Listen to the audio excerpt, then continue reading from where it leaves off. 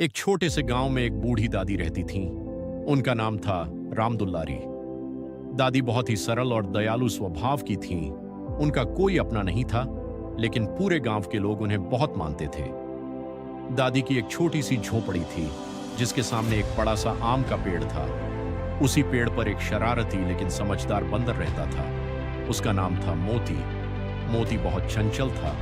कभी दादी के आंगन में कूदता, कभी उनके बर्तन लेकर भाग जाता, तो कभी आम तोड़कर खाता और कुछ आम नीचे गिरा देता। शुरू में दादी को मोती की हरकतें बिल्कुल पसंद नहीं आती थी।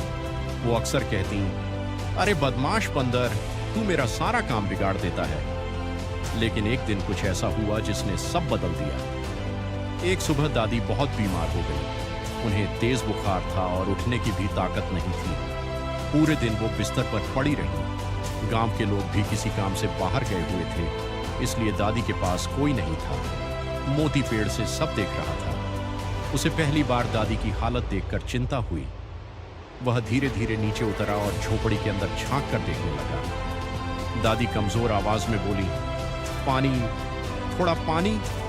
मोती समझ गया कि दादी को मदद चाहिए। वह तुरंत पास के कुएं पर गया। बड़ी मुश्किल से उसने एक लोटा पानी भरा और सावधानी से लेकर आया।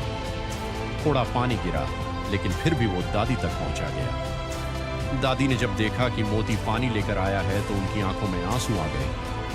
उन्होंने धीरे से पानी पिया और मुस्कुराते हुए बोली, तू तो बहुत अच्छा है रे मोती। उस दिन के बाद मोती पूरी तरह बदल गया। वह रोज दादी के लिए फल लेकर आता, कभी आम, कभी केले। अगर दादी को कुछ चाहिए होता तो वह तुरंत दौड़ कर लाता। अब वो शरारत कम और मदद ज्यादा करता था। कुछ दिनों में दादी ठीक हो गई। अब वो मोती को अपना परिवार मानने लगी थी। हर दिन दादी और मोती साथ बैठकर खाना खाते, बातें करते और हंसते। एक दिन गांव में कुछ शिकारी आए।